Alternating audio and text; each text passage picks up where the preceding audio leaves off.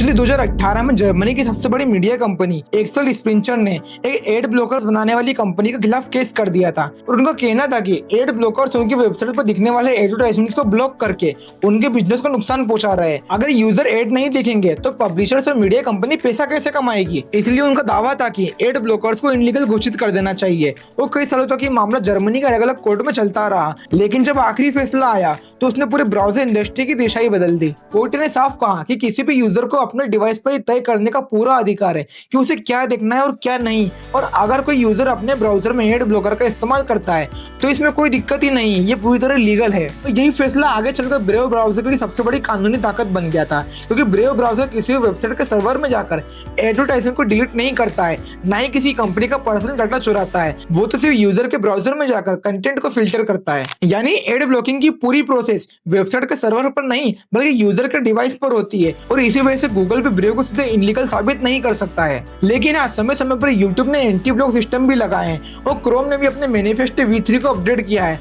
जिसे एड को ब्लॉक करना मुश्किल हो जाता है। लेकिन ब्रेव का एड ब्लॉकर उसके ब्राउजर के अंदर ही बना हुआ है, इसलिए वो एक्सटेंशन नहीं बल्कि खुद में ही एक एप्लीकेशन है। और यही छोटी सी टेक्निकल डिटेल आगे चलकर ब्रेव ब्राउजर की सबसे बड़ी लीगल स्ट्रेंथ तो बन जाती है। लेकिन अब वही पुराना और सबसे बड़ा सवाल सामने आता है कि ब्रेव अगर खुद एड्स और ट्रैकर्स को ब्लॉक कर रहा है और यूजर से ब्राउजर को इस्तेमाल करने का कोई चार्ज भी नहीं ले रहा है, तो कंपनी कैसे चल रही है, एम्प्लॉइज की सैलरी कहाँ से आ रही है, और आखिर ये हर साल $100 मिलियन से ज्यादा का रेवेन्यू कहाँ से आता है। और अब यहीं से शुरू होती है ब्रेव के बिजनेस की असली कहानी।